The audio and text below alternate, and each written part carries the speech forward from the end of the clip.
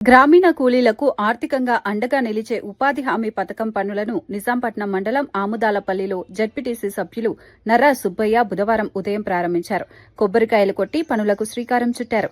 ఈ సందర్భంగా ఆయన మాట్లాడుతూ గ్రామీణ కూలీలు ఈ పథకాన్ని సద్వినియోగం చేసుకుని సక్రమంగా పనిచేయాలని చెప్పారు.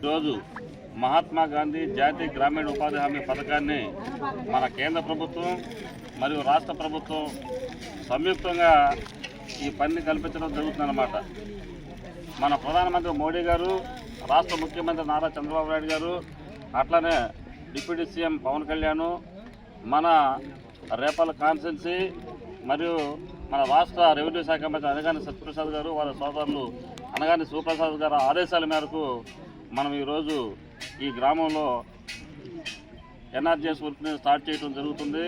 మరి ఈ యొక్క కార్యక్రమం మీకు ఇక్కడికి వచ్చేటటువంటి మన కోనూరు గ్రామ నాయకులు కుమారస్వామి గారు, దబ్బుగుడి వెంకటేశ్వర గారు, అట్లాగే పందపల్లి శ్రీను మరియు ఇక్కడికి వచ్చే అందరూ కూడా పేరు పేరున, మరి ముఖ్యంగా ఈ మహిళా తల్లులు అందరూ కూడా పేరు పేరున యొక్క నమస్కారం తెలియపరుస్తున్నాము.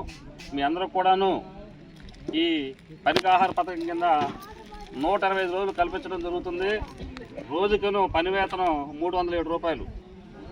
మనం అందరం కూడా వ్యవసాయ కుటుంబాలను మనం అంతా కూడాను మన పొలాల్లో ఉన్నటువంటి కాలువలు కావచ్చు, మరి చిన్న చిన్న కాలువలు, మరి ఇతర ప్రాంతాలు కూడాను మనం అందరం కూడాను మన చేతులతో మనం శుభ్రపరుచుకుని మనకు మనంగా మన పుణ్యం పురుషులతో 2 రకాలుగా కూడాను మనకు పనికి వేతనం 307 రూపాయలు.